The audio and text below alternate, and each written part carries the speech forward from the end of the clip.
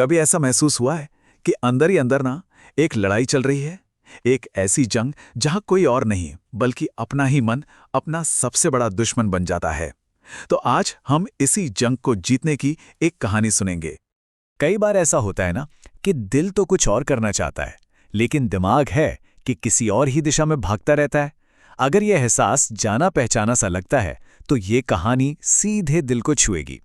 चलिए इस सफर पर चलते हैं और देखते हैं कि अपने मन को जीता कैसे जा सकता है। तो ये कहानी है कबीर की, एक 20 साल का स्टूडेंट जो अपने सपनों और अपने मन के बीच एक जबरदस्त जंग लड़ रहा था। सपना तो बहुत बड़ा था, लेकिन उसके मन की जो उथल पुथल थी ना, वो उसकी राह का सबसे बड़ा कांटा बन गई थी। देखिए, कबीर का लक्ष्य तो एकदम साफ था। उसे एक सरकारी परीक्षा पास करनी थी, लेकिन उसके अंदर की दुनिया में एक तूफान चल रहा था। फेल होने का डर उस पर इतना हावी हो गया था कि किताब का एक पन्ना पलटना भी पहाड़ चढ़ने जैसा मुश्किल लगता था। उसके पिता की यह सख्त चेतावनी असल में उनकी गहरी चिंता थी। वो जानते थे कि अगर कबीर ने अपने मन पर काबू नहीं पाया तो इसका पूरा भविष्य अंधेरे में जा सकता है। और इस दबाव ने कबीर की बेचैनी को, सच कहूं तो, और बढ़ा दिया था।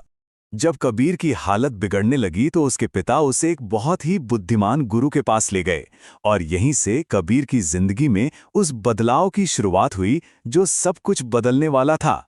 गुरु ने कबीर को एक पुराना मिट्टी का बर्तन दिया जिसके नीचे एक छोटा सा छेद था, और फिर उन्होंने उसे एक बहुत ही अजीब काम दिया।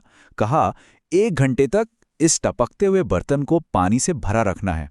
अब सोचिए, ये तो पहली नजर में ही नामुमकिन लग रहा था। फिर गुरु ने इस साधारण से बर्तन के जरिए कबीर को उसकी सबसे बड़ी समस्या समझाई। उन्होंने कहा, यह बर्तन हमारा मन है।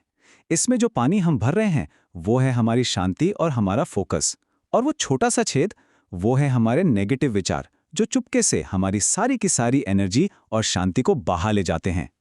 कबीर बार बार पानी भरता रहा और थककर हार गया। तब गुरु ने उसे जिंदगी का सबसे गहरा सबक सिखाया।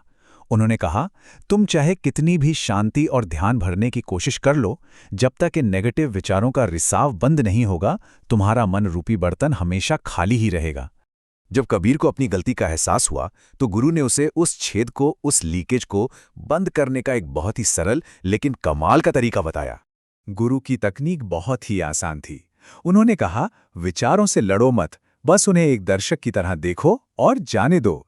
जब भी कोई नेगेटिव विचार मन में आए तो बस रुको, 3 गहरी सांसें लो और उस विचार को बिना कोई भाव दिए एक बादल की तरह आसमान से गुजर जाने दो। पर गुरु ने यह भी साफ कर दिया कि ये कोई जादू की छड़ी नहीं है, ये एक अनुशासन है। इसे हर रोज प्रैक्टिस करना होगा, पूरी लगन के साथ।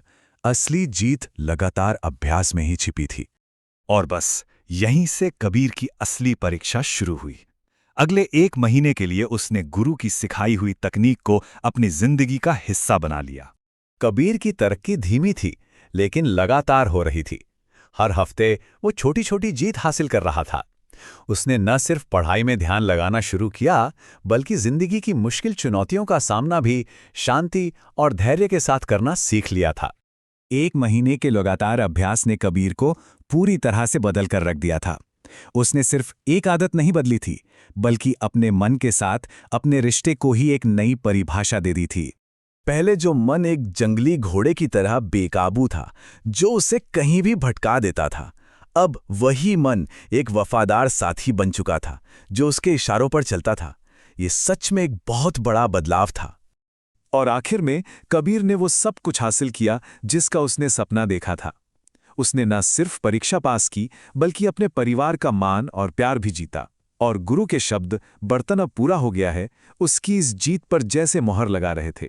तो इस पूरी कहानी का सार यही है, अपनी जिंदगी को पॉजिटिविटी से भरने की कोशिश करने से पहले हमें उस दरार को बंद करना होगा जहां से हमारी मानसिक शांति और ऊर्जा लगातार बह रही है। और अब यह सवाल हम सब के लिए है, हमारी जिंदगी में वो कौन सा नेगेटिव विचार या आदत है जो हमारी शांति और फोकस को रोज थोड़ा थोड़ा करके खत्म कर रहा है। चलिए आज ही उस एक रिसाव को पहचानते हैं और उसे ठीक करने की तरफ पहला कदम उठाते हैं।